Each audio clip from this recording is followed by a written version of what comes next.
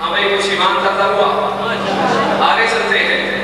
نبی پاک علیہ السلام کو اللہ نے جو قرآن عطا کیا، چونکہ یہ قرآن کی مجلس ہے، قرآن کے حوالے سے چند باتیں آپ کے سامنے رکھنا چاہتا ہوں۔ عرب کے لوگ جو تھے وہ فصیح اللسان تھے، وہ بڑے فصیح تھے، وہ بڑے بلیغ تھے، ان کی زبان میں ایک طاقت تھی۔ عرب کی زبان کے اندر ان کو عربی زبان پہ پورا عبور حاصل تھا، وہ بڑے بڑے شعر کہا کرتے تھے۔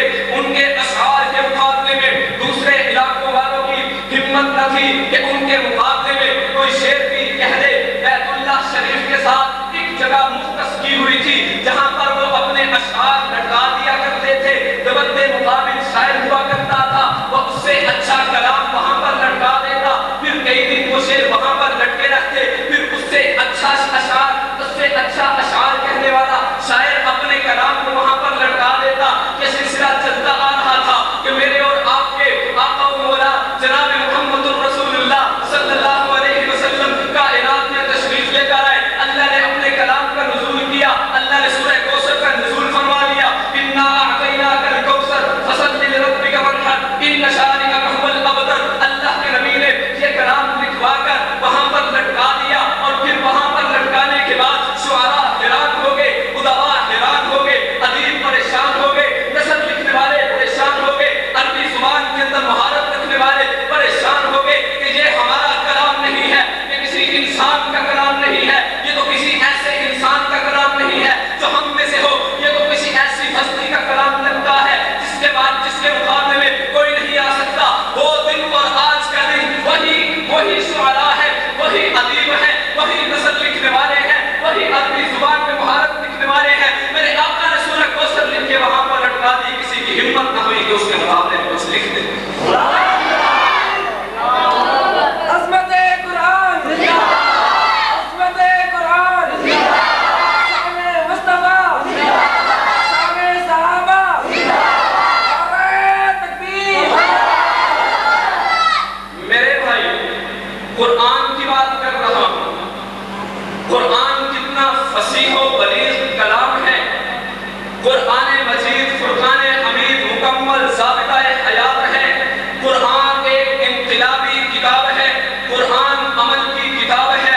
قرآن کو کھولو، زندگی اس میں ملے گی، موت اس میں ملے گی، کاروبار اس میں ملے گا، ازدواجی زندگی اس میں ملے گی۔ تمہیں اٹھنا قرآن سکھائے گا، بیٹھنا قرآن سکھائے گا، معاملہ قرآن سکھائے گا، سچ بولنا قرآن سکھائے گا، بد اخلاقی سے بچنا قرآن سکھائے گا، انصاف قرآن سکھائے گا۔ پوری زندگی تمہیں قرآن سے ملے گی، نبی کی زندگی تمہیں قرآن سے ملے گی، نبی کے صحابہ کی زندگی تمہیں قرآن سے ملے گی، ابو بکر کی گواہی تمہیں قرآن سے ملے گی، عمر کی شان تمہیں قرآن سے ملے گی، تمام صحابہ کی شان تمہیں قرآن سے ملے گی۔ نبی پاک علیہ السلام کے پیارے صحابی کی بات بتلانے لگا ہوں، قرآن کی شان بتلانے لگا ہوں۔ نبی کے پیارے صحابی ہیں جن کا نام ہے ابی بن کعب انصاری رضی اللہ تعالی عنہ، جن کے قرآن کو پڑھتے ہوئے تمام صحابہ درس جایا کرتے تھے، جھوم جایا کرتے تھے۔ وہ قرآن پڑھتے پڑھتے پوری رات گزر جاتی، لیکن صحابہ تھکتے نہیں تھے، میرے نبی خود ان کا قرآن سنتے تھے۔ ایک دن کیا ہوا کہ وہ صحابی رسول قرآن پڑھ رہے تھے، قرآن پڑھنے کے بعد خاموش ہو گئے۔ جناب جبرائیل امین علیہ السلام زمین پر آ گئے، نبی پاک علیہ السلام کی خدمت اطہر میں آ کر کہنے لگے، یا رسول اللہ، ایک پیغام لے کر آیا ہوں اللہ کی طرف سے۔ کہا بتلا کیا پیغام ہے؟ کہا یا رسول اللہ، پیغام یہ ہے، آپ کے صحابی ابی بن کعب کو اللہ نے سلام پیش کیا ہے اور درخواست کی ہے اور یہ کہا ہے کہ یہ قرآن پڑھے، میں اللہ اور فرشتے ان کا قرآن سننا چاہتے ہیں۔ میرے بھائیو، قرآن میں بات کر رہا ہوں، انقلابی کتاب ہے۔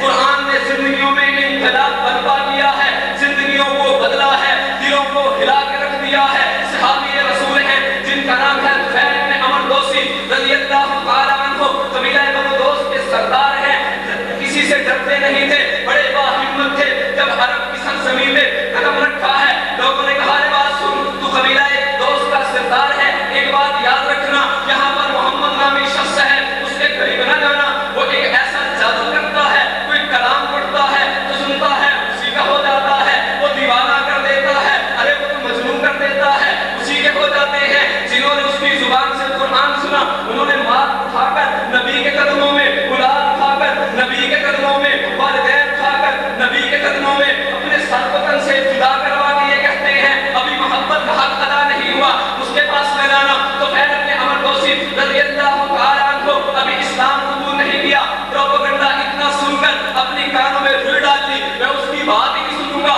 میں اس کے پاس نہیں جاؤں گا، جب اس کی بات میرے کانوں میں آئے